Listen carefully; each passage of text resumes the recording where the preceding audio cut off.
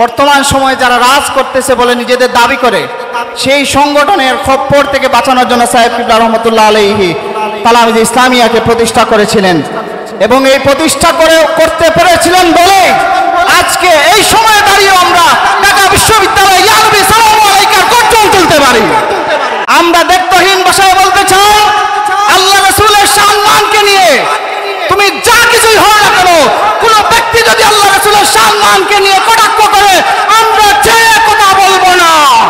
তালামিজ ইসলামিয়াকে আপনারা অবহেলার চোখে দেখার সুযোগ নাই।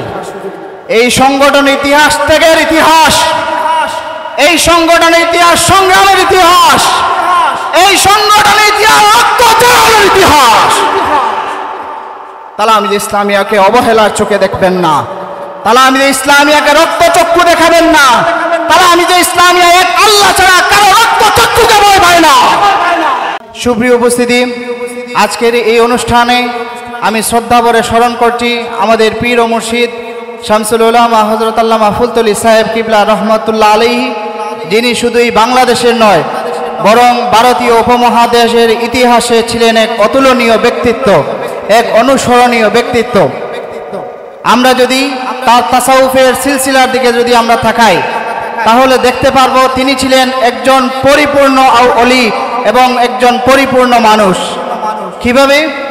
আমরা যদি তার তরিকতের সিলসিলার দিকে, তাসাউফের সিলসিলার দিকে তাকাই, তাহলে তার এই সিলসিলার অনন্য একজন বুজুর্গ ছিলেন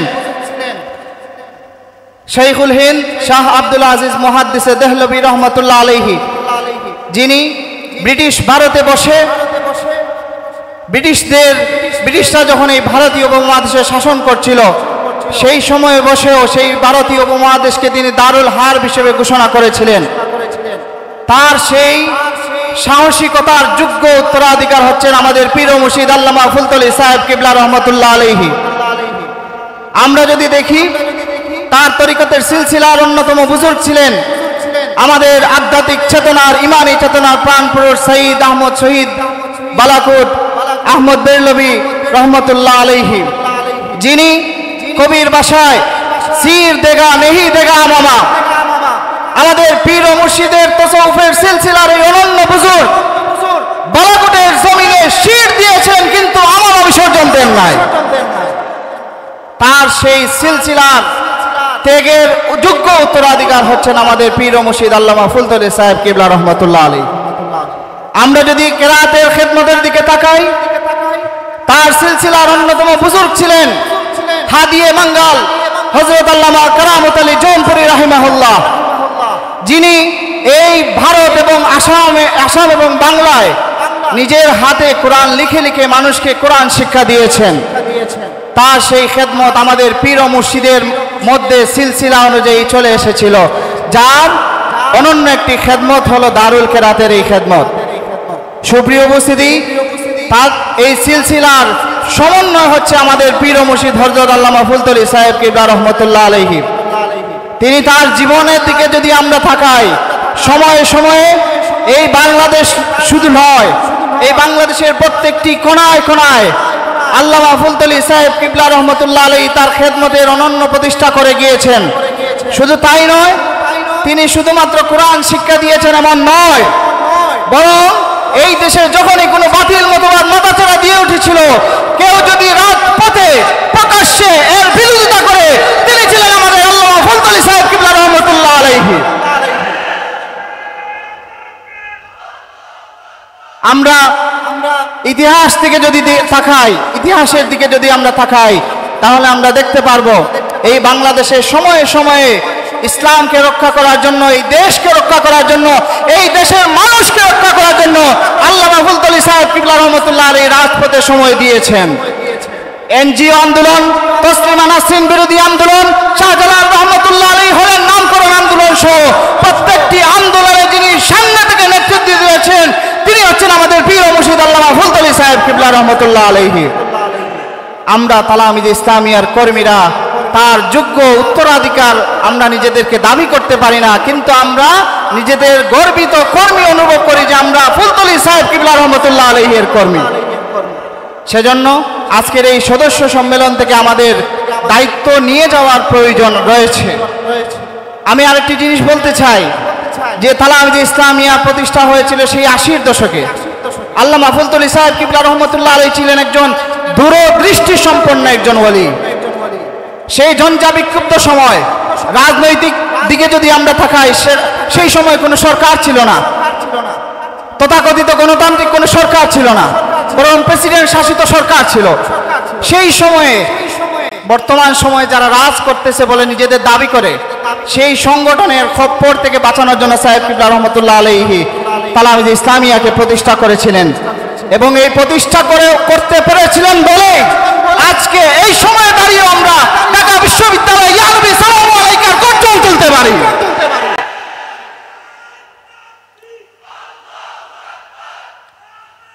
আল্লামা ফুলতলি সাহেব কিবলা রহমতুল্লাহ আলাইহি তালামিজে ইসলামিয়া প্রতিষ্ঠা করতে পেরেছিলেন বলে আজকে আমরা এখনো নিজেদেরকে আশিকের রাসূল হিসেবে দাবি করতে পারি।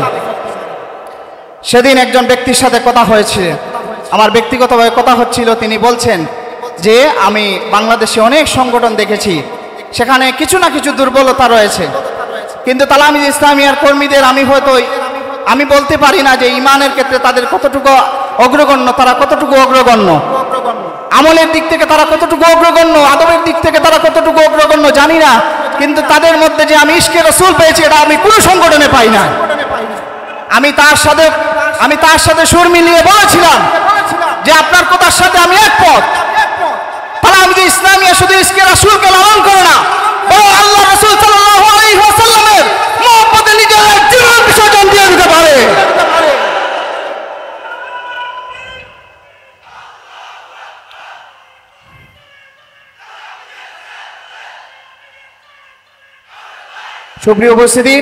সুপ্রিয় উপস্থিতি, আমি আমার কথা দীর্ঘায়িত করতে চাই না। বর্তমান সময়টা একটা ফিতনার সময়, একটা ফাসাদের সময়। আমরা যদি বাংলাদেশের দিকে তাকাই, আমাদের চারিপাশে মুনাফিকিতে ভরা। আন্তর্জাতিক রাজনীতির দিকে যদি আমরা তাকাই, মুনাফিকিতে ভরা।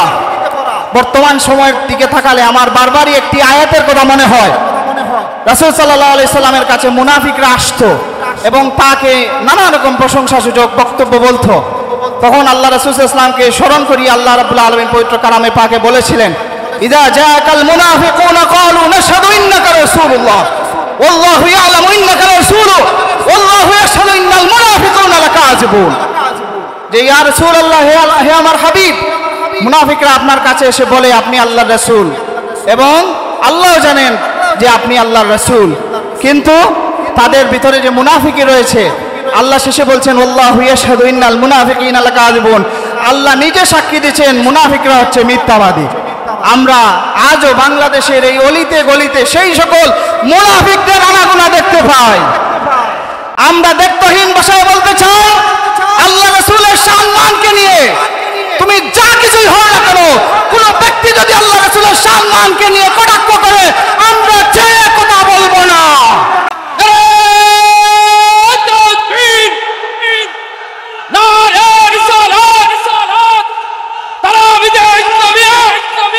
সুপ্রিয় উপস্থিতি, তালামিজে ইসলামিয়াকে আপনারা অবহেলার চোখে দেখার সুযোগ নাই। এই সংগঠন ইতিহাস ত্যাগের ইতিহাস, এই সংগঠনের ইতিহাস সংগ্রামের ইতিহাস, এই সংগঠনের ইতিহাস রক্তচক্ষুর ইতিহাস। তালামিজে ইসলামিয়াকে অবহেলার চোখে দেখবেন না, তালামিজে ইসলামিয়াকে রক্তচক্ষু দেখাবেন না। তালামিজে ইসলামিয়া এক আল্লাহ ছাড়া কারো রক্তচক্ষুকে ভয় পায় না। সুপ্রিয় উপস্থিতি, আমরা আজকের এই সম্মেলন থেকে আমরা এই প্রতিজ্ঞাবদ্ধ হব, আমরা এই নিজেদের মধ্যে এই শপথ নিয়ে রাখবো যে আমরা যতদিন বেঁচে থাকবো তালামিজে ইসলামিয়ার সাথে থাকবো। রাজি আছেন কিনা? হাত তুলে দেখান, রাজি আছেন কিনা?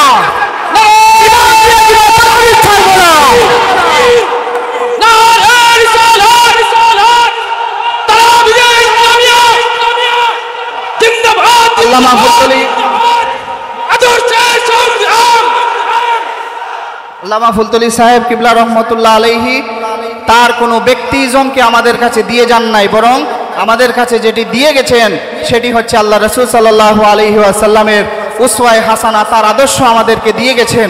আমরা যতদিন বেঁচে থাকবো আল্লাহ রাসূলকে ভালোবাসবো, তার আদর্শকে আমাদের নিজেদের জীবনে প্রতিষ্ঠা করার চেষ্টা করব, সমাজে প্রতিষ্ঠা করব, রাষ্ট্রে প্রতিষ্ঠা করার জন্য আমরা আমাদের সর্বস্ব দিব, চেষ্টা প্রচেষ্টা চালিয়ে যাব, পরিশ্রম চালিয়ে যাব। এটাই হোক আজকের এই সম্মেলনের আমাদের শপথ, এটাই হোক আমাদের আজকের এই সম্মেলনের প্রতিজ্ঞা।